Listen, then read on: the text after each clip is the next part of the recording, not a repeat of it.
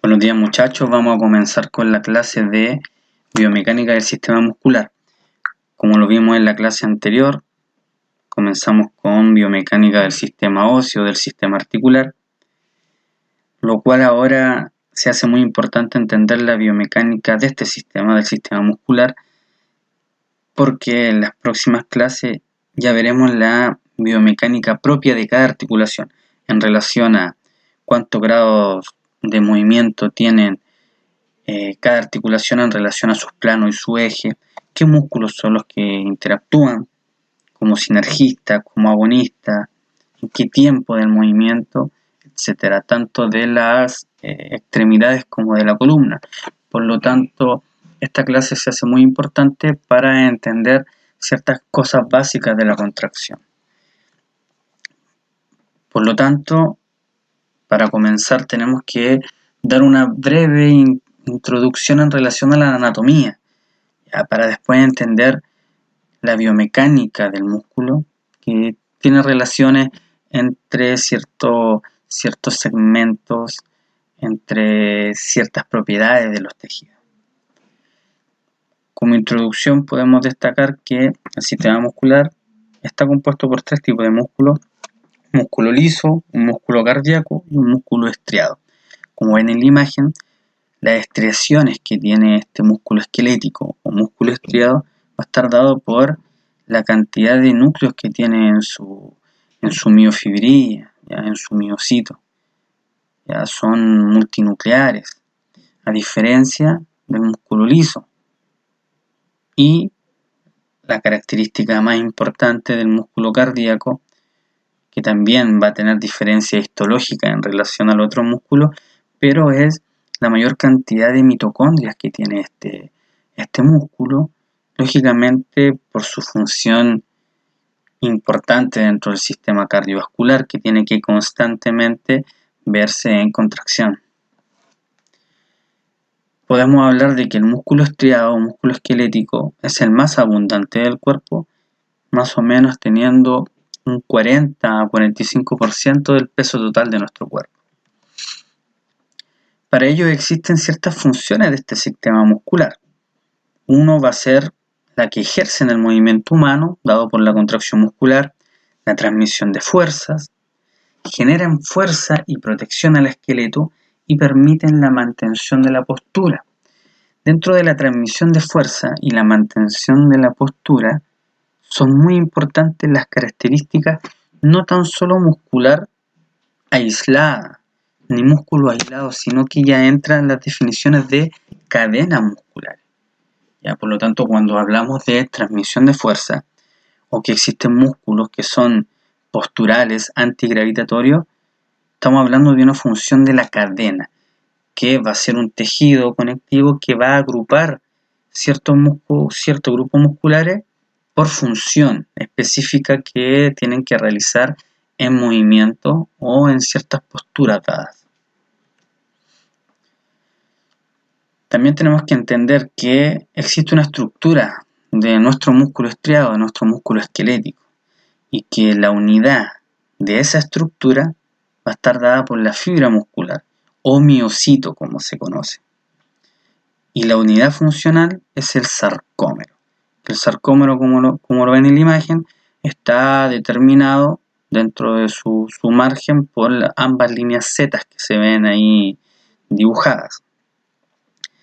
Y dentro de este sarcómero se van a encontrar nuestros filamentos, que son muy importantes porque le van a dar la función, pero biológica, muy importante en relación a la contracción muscular. Por ello tenemos los filamentos delgados como la actina, los gruesos, la miosina, los elásticos como la titina, que tienen una función muy importante, y los inelásticos, que es la nebulina.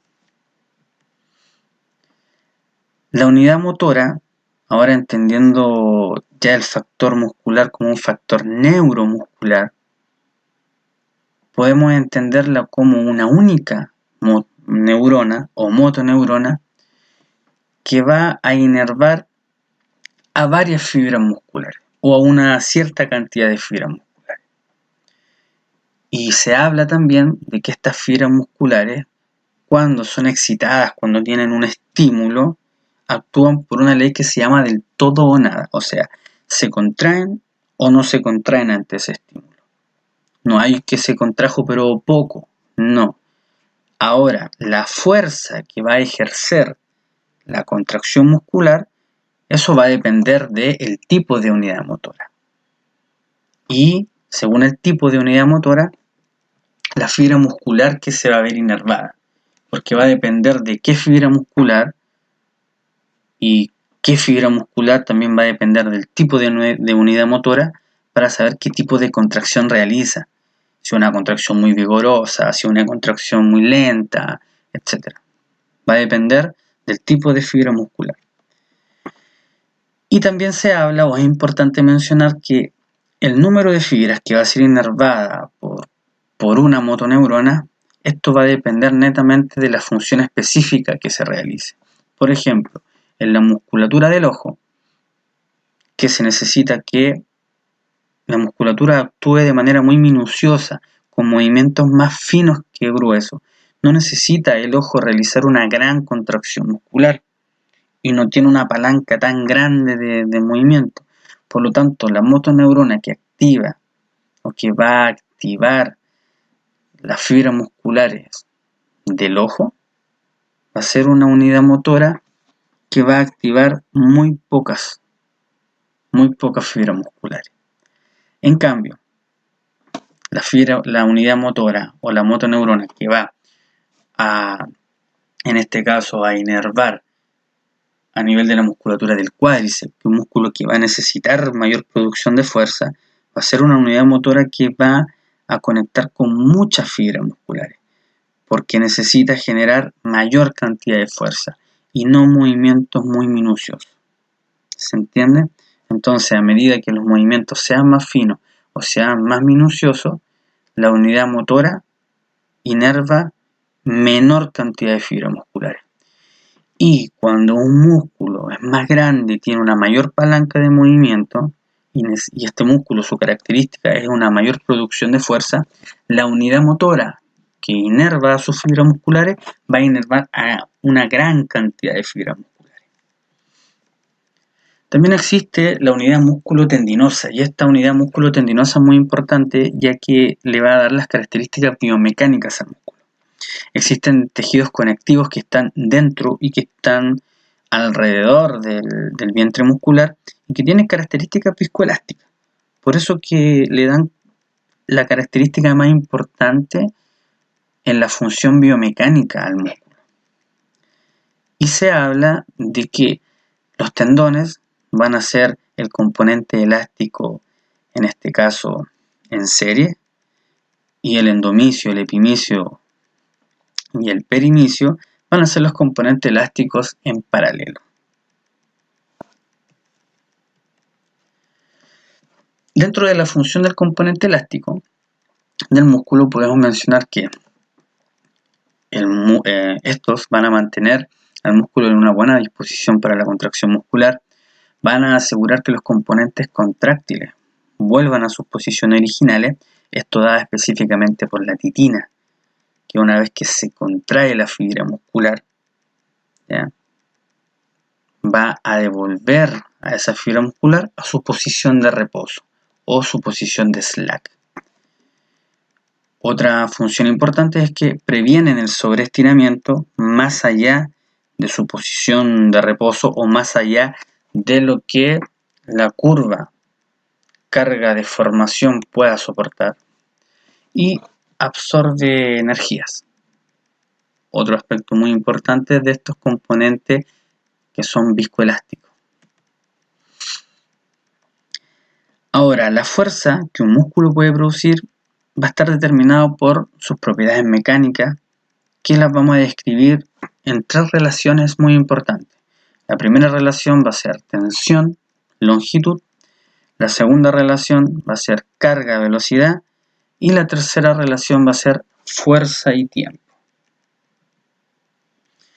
En relación a la tensión y longitud, se establece que un músculo que está en una longitud de reposo o posición de slack va a generar una mayor tensión, una mayor contracción muscular que un músculo que está muy acortado o un músculo que está sobreestirado. Por lo tanto, cuando existe un músculo que está acortado, que su miofibrilla, en este caso la actina y la miosina, ya se encuentran con un desplazamiento, ya se encuentran en contracción, si uno va a realizar un deslizamiento, lo que queda de longitud va a ser muy poco. Por lo tanto, la tensión muscular va a ser muy baja. Ahora, si hay un músculo que está estirado más allá de su posición de reposo o su posición slack, para que sus fibras musculares se comiencen a deslizar, el camino que le queda va a ser muy largo. Por lo tanto, va a ir perdiendo tensión y va a generar menos cantidad de fuerza. Por ende, la posición en la que el músculo va a generar mayor tensión, que está expresada dentro de la curva longitud y tensión, va a ser en su posición de slack o posición de reposo. Otra relación importante biomecánica está dada por la ley de Hill, que es una ley muy importante en lo que respecta al entrenamiento deportivo. Muy importante, pero también es muy obvia en ciertos ejemplos que uno puede ver habitualmente. La ley de Hill habla básicamente que a mayor cantidad de fuerza, menos es la velocidad de contracción, y a menor cantidad de fuerza va a ser mayor la velocidad de contracción. Fuerza hablaba desde el punto de vista de la carga externa, o sea, si yo tengo una carga externa muy pesada, que lógicamente la velocidad de contracción para mover esa carga pesada va a ser lenta, o sea, va a ser de una menor velocidad. Pero si la carga externa o fuerza que sale representada en el gráfico va a ser mucho menor, la velocidad de contracción para mover eso va a ser mucho más veloz, más rápida la contracción. Por lo tanto, se habla de que la velocidad de acortamiento es máxima cuando la carga externa es cero. O sea, entre más liviano un objeto o algo que tenga que vencer o movilizar, la velocidad de contracción va a ser mayor, ¿ya? Y a medida que la carga externa va incrementando, la velocidad de contracción disminuye. O sea, entre más pesado el objeto que tengo que movilizar, lo puedo movilizar, pero la velocidad de contracción va a ser más lenta. También establece de que cuando la carga externa iguala a la fuerza máxima del músculo, la velocidad de acortamiento es cero. No hay movimiento, no se rompe la inercia y la producción de fuerza en velocidad es nada. Y la última relación es la relación de tiempo y fuerza, ¿ya? Acá se expresa básicamente en el sentido de que cuando mayor tiempo tengo para generar fuerza, mayores unidades motoras y mayores sarcómeros voy a alcanzar a estimular. Por lo tanto, mayor producción de fuerza.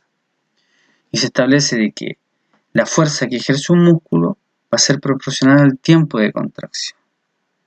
Cuando mayor sea el tiempo de contracción, mayor será la fuerza desarrollada. O sea, entre más tiempo a mí me dan para apretar algo, si yo estoy con un dinamómetro y me dicen ya comienza a apretarlo y yo comienzo a apretar, entre más tiempo tengo, más fuerza desarrollo, ¿cierto? Pero esto también va a depender, depende, todo depende. ¿Y de qué depende en este caso? Va a depender del tipo de fibra muscular. No todas las fibras musculares se activan con una producción nerviosa de la misma cantidad de Hz. O sea, el estímulo en Hz o en velocidad de ese estímulo, cuando yo aprieto y tengo mayor tiempo, el estímulo es muy alto.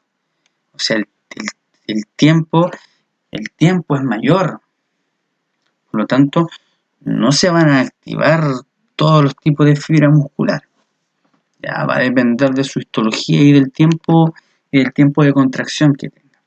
Pero en general, esta relación establece de que cuando yo tengo mayor fuerza, o sea, mayor tiempo, perdón, voy a generar mayor cantidad de fuerza, porque básicamente el tiempo permite que la tensión producida por los elementos de la contracción sea transmitido por los elementos elásticos.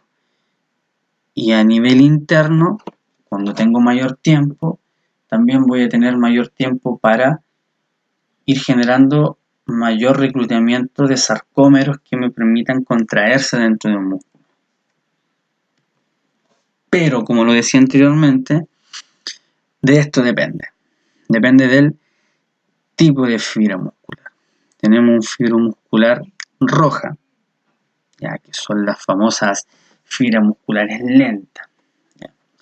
Tenemos las fibras musculares, que en este caso son las intermedias, que son las rápidas, ¿ya? Y tenemos las fibras musculares explosivas, o las 2X. Generalmente antes se le decía las 2B, pero se dieron cuenta que solamente estaba a nivel de roedores. Por lo tanto, a nivel humano, a nivel histológico, tienen otras propiedades que las denominan ahora, ¿cierto? 2X, ¿ya? La intermedia 2A y la roja ST1 fibra lenta, ¿ya? Roja en este caso porque son de oxigenación, ¿ya? Tienen mayor cantidad de hemoglobina, tienen mayor cantidad de mitocondria, a diferencia de la otra blanca, porque tienen menos cantidad de lo que mencioné anteriormente. Ahora, si analizamos la diapositiva anterior en relación del tiempo y la fuerza, y nos vamos acá, al último concepto que tiene que ver de los hertz, del estímulo cerebral, podemos tener que las fibras explosivas se van a estimular cuando el hertz sea entre 45 o 100, o sea, es un estímulo cerebral grande, rápido en unidad de tiempo, ¿ya?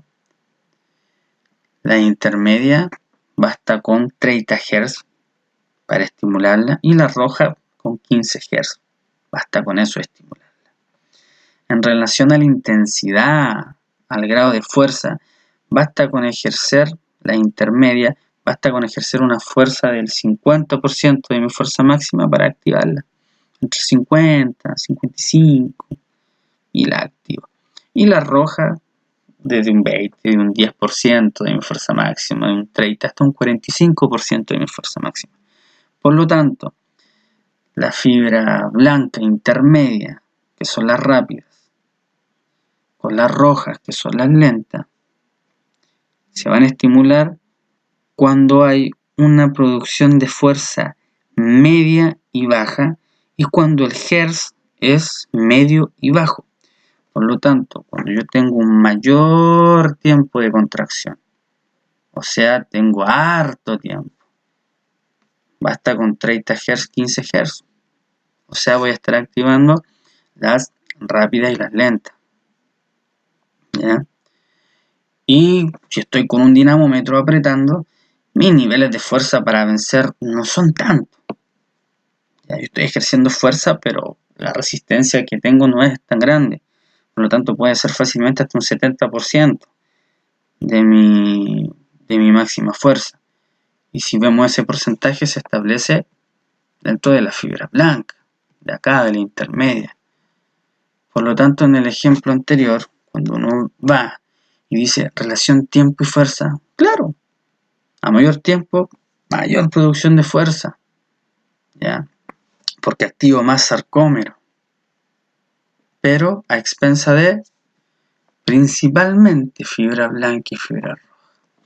Porque estas de acá se necesita un estímulo cerebral más grande y se necesita una intensidad mayor que se refleja acá, que es el principio de tamaño o el famoso principio de Henneman, que también es muy importante en lo que es entrenamiento. ¿Qué se establece en este principio? Se establece la intensidad de la fuerza y el estímulo o la activación de los diferentes tipos de fibras musculares en relación al porcentaje de fuerza. Por lo tanto, las ST slow, que estas son las fibras, las rojas, las lentas, ¿ya?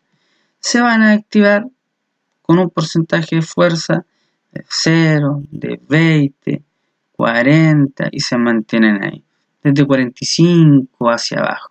O sea, para activarse necesitan muy poca fuerza. O sea, si yo estoy levantando algo que me permite hacer 20 repeticiones, 30 repeticiones, 40 repeticiones, lo más probable es que esté estimulando a mis fibras lentas. Cuando yo camino, cuando yo estoy de pie, no necesito grandes componentes de fuerza. Por lo tanto, son las fibras lentas las que están actuando. ¿Ya? Ahora, cuando yo a partir de una intensidad media, desde los 45, 50, 60, hasta puede ser 85 o 75% de mi máxima fuerza, voy a empezar a actuar estas otras, que son las fibras 2A, ¿ya? Que son las fibras intermedias, que son las que producen fuerza, ¿ya? Cuando yo quiero hipertrofiar, la que genera una mayor tasa de hipertrofia es esta fibra, la intermedia. ¿Por qué? Porque como es intermedia, también tiene una capacidad mitocondrial menos que la fibra roja, pero más que la fibra 2X, que ahí todavía sale representada con 2B, pero en los libros más actuales se representa como 2X. Y también tiene una capacidad, aparte de ser oxidativa, y glucolítica. Por lo tanto, tiene una capacidad de hipertrofia importante. Y genera fuerza en estos porcentajes en los cuales normalmente se trabaja para la hipertrofia muscular. Ahora, cuando ya nos acercamos al máximo nivel, ya de los 80 hasta 100% de mi fuerza máxima, ya tengo que pedir ayuda. Y ahí llamo a estas famosas fibras, las 2X, que se activan cuando son muy altos los porcentajes de fuerza o cuando la velocidad de contracción es de 300 milisegundos hacia abajo. En un lanzamiento, en un salto drop jump, que es un salto desde una altura hacia abajo, ¡pum!, rebote, un salto elástico explosivo. Por ende, pongamos un ejemplo de una sentadilla. Yo voy con una sentadilla y acá esto te habla del principio de tamaño. Yo bajo, ¡pum!, y comienzo a subir. Y como está pesada la cosa, yo comienzo a subir, comienzo a ascender, empiezo a empujar mis pies contra el piso. Empiezo, y las primeras fibras, por eso que uno a veces tiene la sensación como que se queda pegado, y empieza a avanzar muy lento. En las primeras fibras en activar, por el principio de tamaño, van a ser las lentas, después se van a incorporar las rápidas, las intermedias, y al último, se van a incorporar las fibras explosivas para ayudar a este complemento de fibra. ¿Ya? Eso es muy importante, que a medida de que aumenta la intensidad de la fuerza, incremento esta. Pero cuando la fuerza es mayor, cuando la fuerza lo amerita, cuando la intensidad de fuerza lo amerita. Ahora, también se hace necesario entender los tipos de contracción. Entonces tenemos un tipo de contracción muscular, que es la isotónica, que se divide en concéntrica, excéntrica, la isométrica, la ausotónica y la isocinética. En los trabajos que le pedí, clasificaban muy bien este tipo de contracciones, ¿ya? Algunos sí tenían mucha duda de lo que era la isocinética y la ausotónica no la pregunté, porque al final termina siendo una combinación entre la isotónica concéntrica, excéntrica e isométrica. Al final termina siendo una combinación, ¿ya? Pero vamos a repasarla entendiendo, como lo señalaron ustedes también en los trabajos y de muy buena manera, que la contracción isotónica es una contracción muscular en donde existe una modificación de la longitud entre los puntos de origen y los puntos de inserción. O sea, cuando es concéntrico, los puntos de inserción en este caso se acortan, se acercan, y cuando en este caso es excéntrica, los puntos de origen e inserción vuelven a su posición anatómica de reposo. Ahora, si me dicen se alejan, sí, claro, porque si están en una posición de acercamiento, se comienzan a alejar. Pero al fin y al cabo vuelven a su posición anatómica de inicio, a su posición inicial. ¿Ya? Tenemos la contracción isométrica, que tal como su terminología lo dice, ya significa igual medida o igual longitud. O sea, es una tensión muscular que se produce sin modificar los puntos de inserción y origen. O sea, estos puntos de inserción de origen se mantienen iguales, no se acercan, y desde ese acercamiento no vuelven a su posición inicial, sino que desde una posición anatómica estática yo genero una contracción. Ahora, ¿cómo sería una combinación de estas dos? Sería una contracción ausotónica. Y ponemos el ejemplo acá del curl de bíceps, que es como más representativo. Si yo parto, como en la primera imagen, de la posición 0 del curl de bíceps y genero una flexión de codo de 45 grados nomás, ahí yo ¿qué hice? Realicé una contracción concéntrica, ¿cierto? Y me quedo ahí, me quedo 15 segundos. Estoy realizando una contracción isométrica. Después de eso, voy de los 45 grados a los 90 grados. De nuevo, hice una contracción concéntrica y me mantengo ahí de nuevo otros 15 segundos. Entonces ahí estoy combinando una contracción concéntrica con una contracción isométrica. Después de los 90 grados, ya llego completo hasta arriba, paso los 100 grados, y al pasar los 100 grados me quedo ahí en esa posición, como sale la segunda imagen, me quedo en esa posición y estoy realizando una contracción isométrica. Y después bajo lentamente y realizo una contracción excéntrica. O sea, desde mis puntos de acercamiento de origen e inserción, vuelvo a la posición de inicio, ¿ya? Donde las fibras trabajan en tensión, pero se comienzan a estirar. Entonces, al final, la contracción ausotónica es una combinación entre una contracción isotónica e isométrica. Y por último, la contracción isocinética habla de una contracción en la que la velocidad se mantiene constante. Iso igual cinética velocidad, o sea, la misma velocidad. Eso es lo que significa en general. Y el ejemplo se puede dar básicamente en deportes que no requieren una aceleración del movimiento. En este caso, la natación, el remo, el ciclismo. Necesitamos una contracción que se mantenga constante en velocidad. Es un movimiento más cíclico, que lo necesitamos constante. No hay cambios de aceleración, no hay diferencia, no hay freno, no. Son un tipo de contracción que se mantiene constante en velocidad y en rango de movimiento. Ahora, este tipo de contracciones que realizan los músculos también las vamos a ver dentro de las funciones musculares, donde también ustedes lo explicaron bastante bien en los trabajos. Eran la función agonista, que es la función, ¿cierto?, de la contracción de un músculo que genera en una articulación ser el motor primario, o sea, el bíceps en la flexión de codo. Ese es un músculo agonista, o sea, un músculo que genera la acción.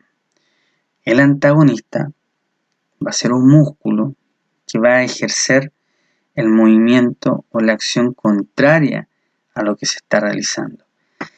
Pero este músculo jamás se relaja. Y eso deben tenerlo muy presente. Porque existe tensión. El músculo está generando una tensión excéntrica, controlando el movimiento contrario, pero no se relaja. Si yo hago un curl de bíceps y el agonista en este caso es el bíceps porque estoy realizando una flexión de codo, el tríceps no es que se relaje, el tríceps va a estar en tensión, modulando o controlando la flexión del codo. Entonces el tríceps pasa a trabajar como un músculo antagonista. ¿Ya? Tenemos los fijadores, ¿ya? Que son básicamente que un músculo va a mantener fija una articulación para que otros músculos puedan realizar un movimiento. O sea, yo necesito mantener una estabilidad central para un movimiento distal. O sea, mantener una estabilidad de columna, mantener una estabilidad del sacro, sacroiliaca, mantener una estabilidad de escápula para realizar un movimiento de brazo, para realizar, en el ejemplo anterior, una estabilidad sacroiliaca para realizar un movimiento de cadera, ¿ya? Y siempre mantener una estabilidad del eje central, en este caso de la columna, para realizar cualquier movimiento. Pero otro concepto que también tienen que quedar claro, que la palabra fijador tampoco es la mejor, ¿ya? Dentro de lo que tiene que ver con la semántica. Si bien es cierto la función de estabilizar, uno la asocia inmediatamente a rigidez, pero no es tan así. Una articulación tiene que tener movimiento. Lo que pasa es que los que tienen que estabilizar o fijar van a modular ese movimiento. O sea, le van a decir a la articulación que tienen que estabilizar: tú te mueves, pero dentro de un rango de movimiento seguro. O sea, no te vayas tan lejos porque ahí queda la escoba. Te puedes lesionar, el movimiento va a ser muy erróneo, o el movimiento va a ser inestable, te puedes caer y nos vamos a desestabilizar, etc. ¿Ya? Pero siempre la función estabilizadora tiene que ver con controlar el movimiento articular local. Por eso que el viernes les voy a dar más ejemplos de lo que se tratan de estabilizadores locales y estabilizadores globales. Por ejemplo, si yo voy haciendo una sentadilla,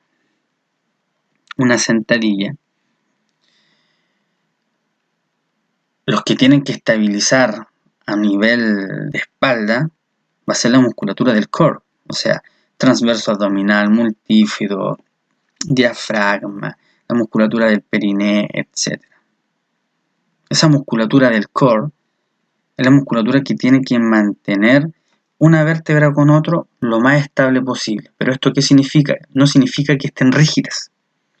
Significa que a nivel local, si se van a llegar a mover, se van a mover en un rango limitado para mantener una función óptima o una tensión óptima del ligamento, de los discos vertebrales, etc. O sea, se van a mover dentro de un eje seguro, que no genere lesión, porque si se mueven mucho, se pueden salir de ese eje seguro y pueden comenzar las lesiones, los estiramientos ligamentosos, etc.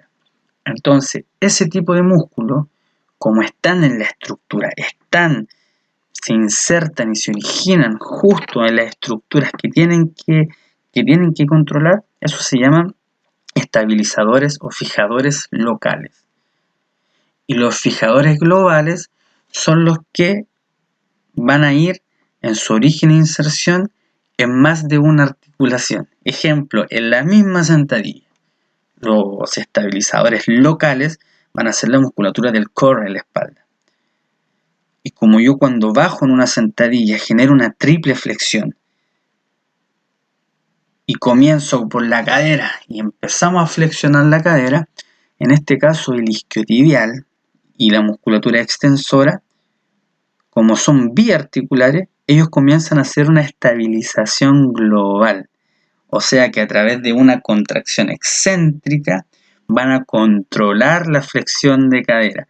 Porque si no existieran estos extensores de cadera, si se relajaran, como en la jerga común se dice, no, un músculo se contrae y el otro se relaja.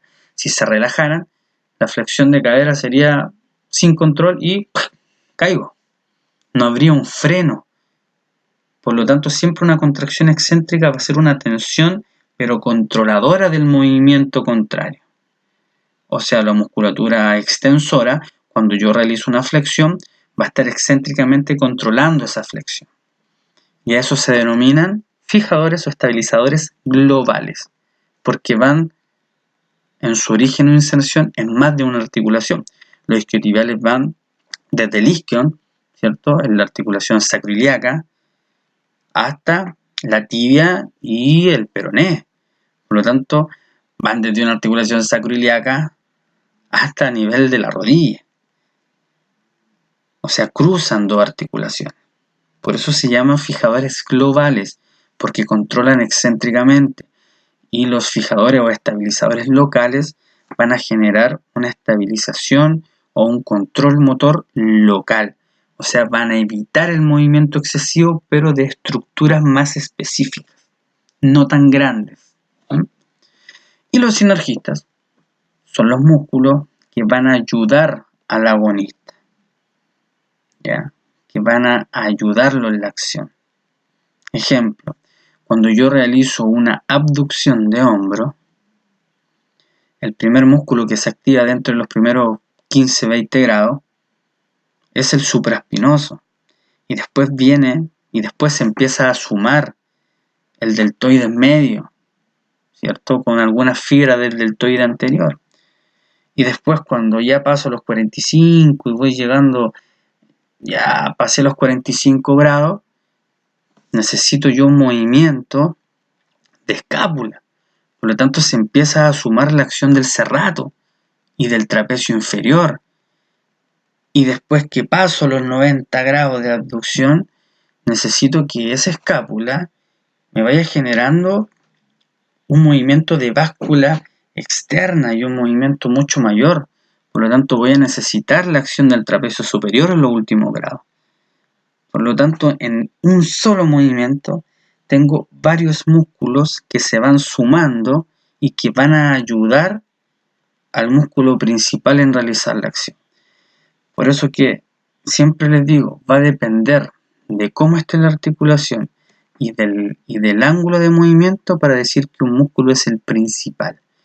Pero en términos muy sencillos es muy difícil que un solo músculo realice una acción. Generalmente son sinergias de contracciones musculares que generan un movimiento. Por lo tanto, los invito a analizar los movimientos desde el punto de vista de cadenas de movimiento y no de músculos que se contraen para hacer una acción. Por eso que estas definiciones son muy importantes, pero a la misma vez tienen que entender que esto es lo principal. Las sinergias, las ayudas, las coplas de movimiento. Como por ejemplo se puede ver acá, si comenzamos a analizar desde este punto de vista. Entonces, básicamente, acá estamos viendo un golpe de balón. Y uno de los principales músculos biarticulares que genera flexión de cadera y extensión de rodilla para golpear el balón es el recto anterior. ¿Ya? Como yo cruzo la línea media, cuando yo golpeo el balón, ¿cierto?, también esa flexión de cadera va a ser ayudada por la musculatura aductora, menos el aductor mayor, que es un importante extensor de cadera. Por lo tanto, cuando yo voy de la posición de abajo, 0, y comienzo a golpear el balón, llevo la pierna en flexión cada vez más hacia arriba, me empieza a ayudar la musculatura aductora, al mismo tiempo que el recto anterior y la musculatura del cuádriceps. Pero cuando paso los 50 grados de flexión, esa musculatura aductora que me ayudaba a hacer la flexión, ahora pasa a ser ayudante en la extensión, o sea, a devolver el miembro después de haberlo golpeado, a devolverlo hacia su posición inicial, o sea, hacia abajo. Por eso que les digo que los movimientos son muy complejos, son sumas de movimiento. Ahora, yo realizo esta flexión de cadera con la acción de estos flexores recto anterior, la musculatura del cuádriceps, la extensión de rodilla, el psoas en la flexión de cadera, y la musculatura extensora, aductor mayor, isquiotibial, glúteo mayor, etc. Ahí tiene que estar controlando ese movimiento, por lo tanto está realizando una contracción excéntrica y va a ser un estabilizador global. ¿Por qué? Porque en su acción excéntrica está controlando esta flexión. Porque si no estuvieran controlando, si estuvieran relajados, muertos, la pierna puede llegar arriba sin ningún control y después baja como si nada. Por lo tanto, siempre las acciones son controladas excéntricamente desde los músculos que se oponen a la acción que está realizando la pierna. Ya que es muy importante. Por ende, muchachos, vamos a ver esto en mayor detalle cuando empezamos a analizar la biomecánica articular y muscular, pero en relación a cada uno de los movimientos de la articulación. ¿Ya? Vamos a comenzar por extremidades. Entonces vamos a ver qué músculos participan y cuántos grados de movimiento existen en las flexiones, las abducciones, las rotaciones, etc. Y vamos a incorporar todo esto de las primeras unidades, que tienen que ver con qué palanca, en qué plano, en qué eje, qué fuerzas intervienen, etc. ¿Ya, muchachos? Este análisis del movimiento que sale acá del valor lo vamos a ver con mayor detalle el viernes. Lo importante ahora es que tengan claro lo de acá arriba, que habla de las funciones musculares. Que tengan claro los tipos de contracción, en qué momento están y para qué funcionan. Y los tipos de fibras musculares. Y lo otro que tiene que ver con la biomecánica, la relación tiempo-fuerza, etc. ¿Ya? Lo primero tiene que ver con un recuento básicamente anatómico, ¿ya? Para que pudiesen entender de mejor manera esto, pero no va a ser tomado en cuenta lo que es la evaluación, sino que básicamente me interesa las relaciones biomecánicas y los tipos de contracción en el análisis del movimiento. Que tengan muy buen día. Eso fue la clase de hoy día. Y el viernes zanjamos todas las dudas de la biomecánica ósea y la biomecánica muscular. Anoten las preguntas y las dudas, cosa de que cuando nos conectemos por Zoom vayamos revisando la diapo e ir analizando cada uno de los aspectos que puedan estar en duda.